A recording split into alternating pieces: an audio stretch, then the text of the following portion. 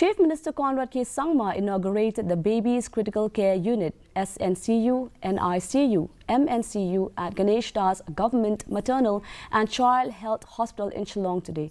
The new facility, the first of its kind in a government hospital in the state, is equipped to handle high-risk pregnancies and complex newborn care, including post-surgery and advanced phototherapy. The 30-bed unit was funded by PMGAY, MHIS, and includes advanced equipment supported by MMDSL. In his speech, Sangma emphasized the importance of both infrastructure and a human touch in healthcare and pledged continued support for the hospital.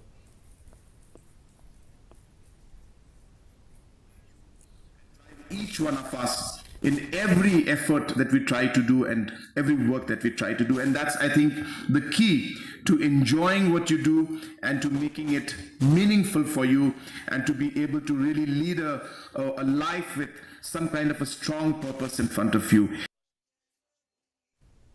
Meghalaya Chief Minister Conrad K. Sangma has introduced a phase